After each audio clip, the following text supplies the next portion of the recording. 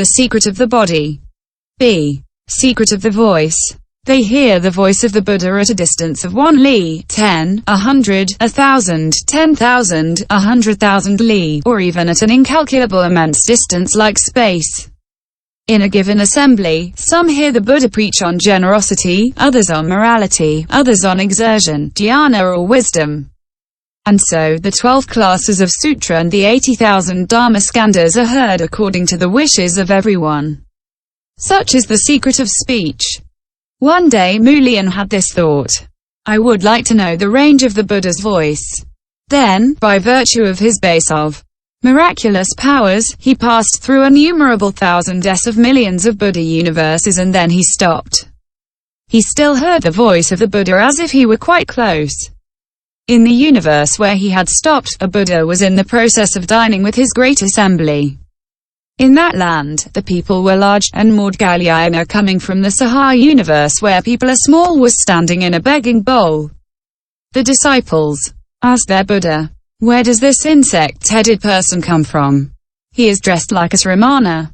The Buddha replied, "Do not despise this man. In the West, beyond innumerable Buddha lands, there is a Buddha named Sakyamuni, and this man whom you see is a powerful disciple of this Buddha." Then the Buddha asked Maudgalyayana, "Why have you come here?" Maudgalyayana answered, "I have come to find out the range of the Buddha Sakyamuni's voice." The Buddha said to him, "So you want to know the range of the Buddha's voice? If you distanced yourself from him for innumerable kalpas, you would never get to the limit of his range." 3. Finally, the Buddha appeared in the world and preached the Dharma to destroy the doubts of beings. This cannot be denied. Just as one cannot ask the sun why it chases away the shadows, in the same way one cannot ask the Buddha why he responds to questions that are asked of him. Question. Being alike one to another, the Buddhas are said to be alike enlightened. Then why speak here about the miraculous power of one particular Buddha? Answer. -1. Having proclaimed the non-existence of self and the vanity of distinctions between this, and that the Buddhas have destroyed envy and pride. 2. Moreover, in the universe there are gods who claim superiority out of their pride, claim to be the creators of the beings and the things in heaven and on earth. Thus Fan Tian Wang said to the Brahma gods, "It is I who have created you."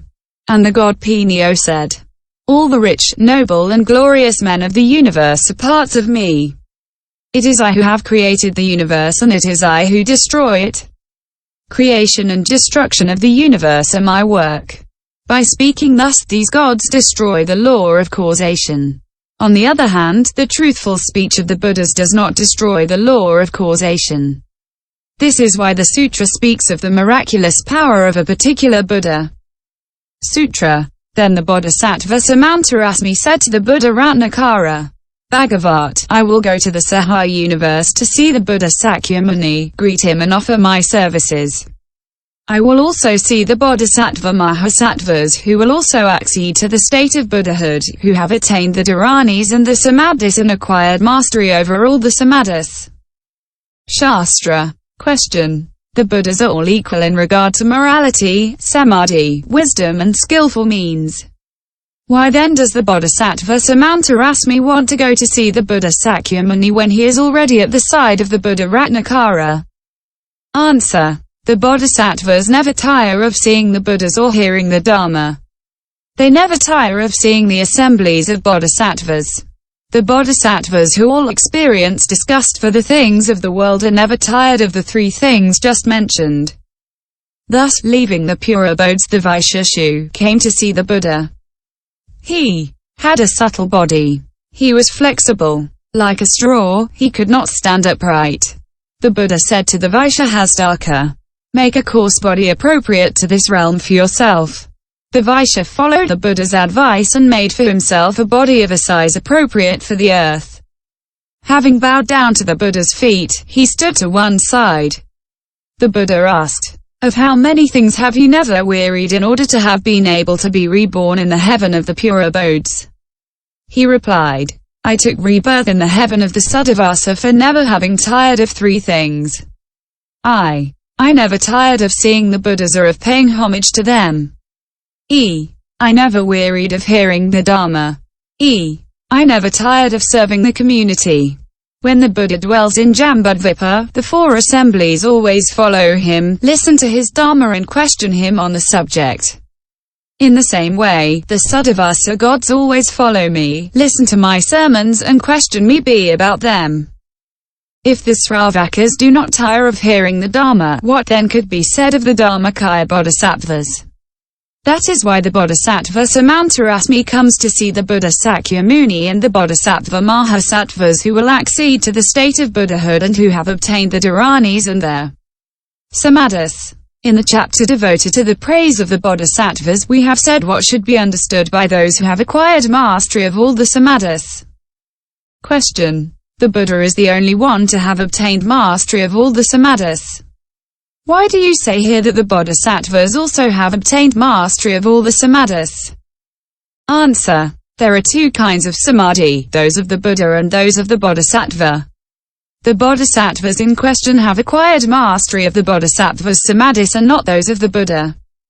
Thus, in the tchou fo yao tsi king, Buddhasamgitisutra, it is said, when Chucheli Manjusri wanted to see the assembly of the Buddhas but did not succeed because the Buddhas were each returning to their starting point, Manjusri went to the place where the Buddhas were gathered. A woman was seated beside the Buddha, deep in samadhi. Manjusri bowed down to the Buddha's feet and asked, "Why should this woman be able to sit close to the Buddha when I cannot?" The Buddha replied, "Wake this woman, make her come out of samadhi and ask her yourself." Then Manjusri snapped his fingers to rouse her but with no success. He shouted but did not succeed in rousing her. He pulled her by the hand but did not succeed in rousing her. By his basis of miraculous power, he made the trisahasramahasahasralokadhatu shake but still did not succeed in rousing her. Then Manjusri said to the Buddha, "Bhagavat, I cannot rouse her." Then the Buddha emitted great rays that illumined the universes at the nadir, and at once a bodhisattva named Ki tchou kai arose from the direction of the nadir and, bowing down to the feet of the Buddha, stood to one side. The Buddha said to Bodhisattva Ki tchou kai, "Wake this woman up." Then the Bodhisattva Ki tchou kai snapped his fingers and the woman came out of her samadhi.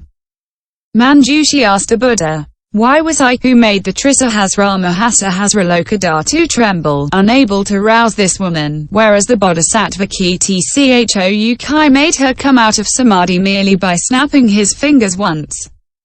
The Buddha said to Manjusri, "It is because of this woman that you first produced the thought of anuttara-samyak-sambodhi. Whereas it is because of the Bodhisattva Ki tchou kai that this woman has for the first time produced the thought of anuttara-samyak-sambodhi. This is why you were unable to rouse her. In regard to the Buddha's samadhi, your power is incomplete. You have acquired mastery over the Bodhisattva's samadhi. See, since you have rarely entered the Buddha samadhis, you do not have mastery over them." Sutra. The Buddha said to Samantarasmi, "Go then, know that the right moment has come." Then the Buddha Ratnakara gave the Bodhisattva